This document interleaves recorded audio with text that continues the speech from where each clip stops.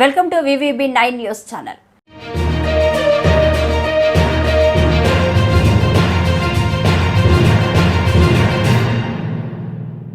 పొన్నూరు ప్రభుత్వం మారింది, పద్ధతి మారాలి. గత ప్రభుత్వ పరిచయాలతో అంటగడితే కుదరదు.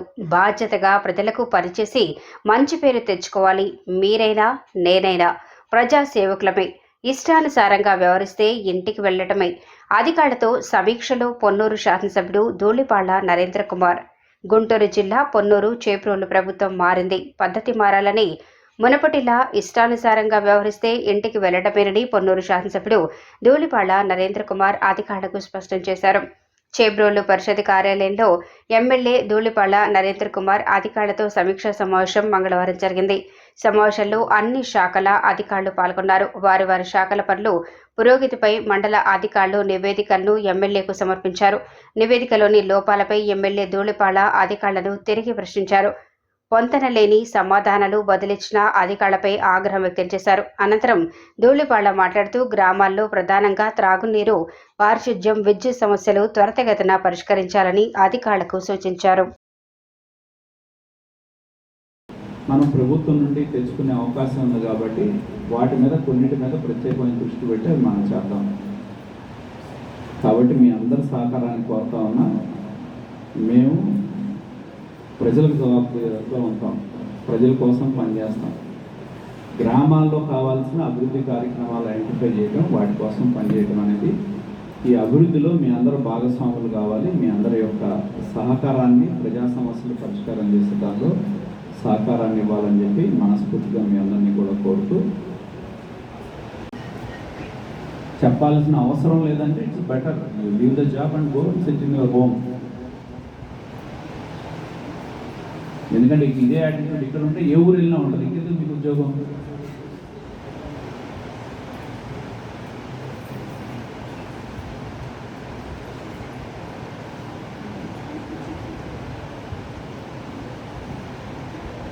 కాబట్టి ఫస్ట్ టైం కాబట్టి మీ అందరినీ రిక్వెస్ట్ చేస్తున్నాను.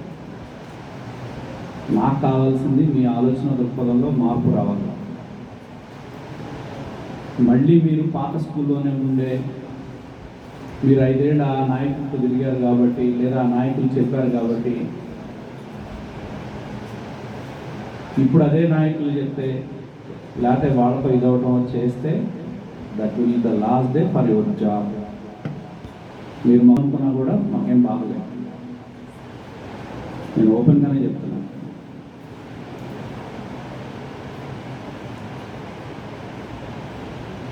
చాలామంది ఆఫీసర్స్ని చూశాను, చాలామంది ఆఫీసర్స్తో యుద్ధం చేశాం. దేని మీద చేసాం? పబ్లిక్ ఇష్యూస్ మీద. కొంతమంది ఇప్పుడు సిఎస్లు అవ్వచ్చు, ప్రిన్సిపల్ సెక్రటరీస్ అవ్వచ్చు, డీజీలు అవ్వచ్చు, వాళ్ళు పనిచేసిన రోజుల్లో వాళ్ళతో తగాదా పడ్డాం. ఎందుకంటే ప్రజల కోసం పడతాం.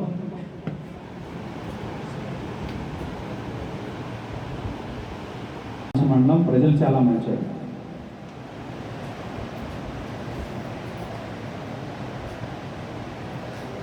కానీ మిమ్మల్ని భరించారు. ఎందుకంటే గత 5 సంవత్సరాల్లో ప్రభుత్వానికి భయపడో, వాళ్ళ చేతుల్లో ఉన్న అధికారానికి భయపడో ప్రజలు మీకు ఎదురుగా మాట్లాడే పరిస్థితి లేకుండా పోయింది. ప్రశ్నించే పరిస్థితి కూడా లేదు.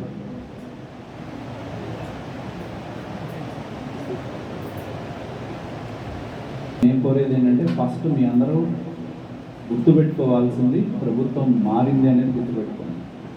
మార్పు అనేది ఎప్పుడు మాకు తెలుస్తుందంటే ఆ గ్రామాల్లో ప్రజలు వచ్చి ఇదిగోనండి మేము వెళ్ళాము, మాకు సచివాలయాల్లో మాకు బాగా మాట్లాడారనో, మేము వెళ్తే పలకరించారనో, మా సమస్య విన్నారనో, మా దగ్గర కాగితాలు తీసుకున్నారనో. సెక్రటరీస్ కూడా చెప్తున్నాను, దోపిడీకి సంతకాలు పెట్టడం కాదు, ఎలా డబ్బులు డ్రా చేయాలి, ఎలా జేబులో ఇవ్వాలి, ఎలా పంచుకోవాలి.